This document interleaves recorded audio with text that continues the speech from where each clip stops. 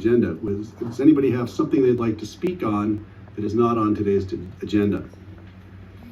I have a hand up. Please come on up. You'll have to identify yourself for us, please. Yes, sir. My name is James Weber. Last October, I became an owner and resident in Phillips Hillside Trailer Park. I thought what I thought was a dream come true, owning a stable housing in the county I was born in, however, has quickly become a living nightmare. On October 3rd, 2022, I purchased the mobile home under a spoken agreement with my landlord, Miss Jody Smith, that any out-of-permit structures would need to be permitted and legalized. Before I was given permission to buy and occupy the mobile home, Ms. Smith did a walkthrough on September 27th. I found out 2 out-of-permit structures. However, I was given a lease and told the house met health and safety requirements. I never received the report, and email communication with Ms. Smith fell off December 19th. After many attempts throughout the winter, the only report I was able to get was from Alex Sanchez this June. It consisted only of photographs with no written explanation of her findings. I've gone in circles with no information on the scope of work required or how the county wants this handled.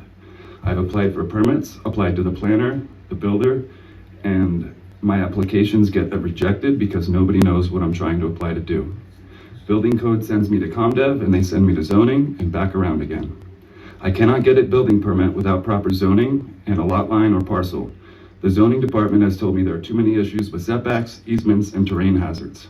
As of July 10th, I was told the county will not be issuing permits for Phillips Hillside at this time. On May 25th, I asked permission to simply replace my mobile home with a similar size modern model, as I couldn't get anywhere legally updating the current mobile home. On June 22nd, I was granted permission to install a new trailer and proceed. I soon discovered that the investment required would not be worth the risk if I could not in the future sell the trailer for a return. The total cost to purchase, move, permit, and install the new home was far over what I can do financially. So I went back to attempting to permit and update the home on site. On June 28th, I asked Mrs. Smith permission to sell my mobile home. She responded by saying no, the county will not let you sell it with the following reasons.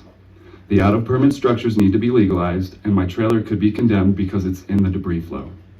On June 30th, the Park Rules newsletter had been updated to state that all unpermitted structures must be corrected before any sale. Tom McNay and Devin Mills were both able to sell their out-of-permit homes in October of 2023. Nothing has changed in 9 months. My trailer wasn't in the debris flow last October when I was granted occupancy. It hasn't moved since then. I've done no work or made any changes to the structure. It is as I bought it. I was granted permission to install a new trailer. However, now I'm being told the existing unit cannot be sold because it's in a debris field. The circumstances raise 2 questions.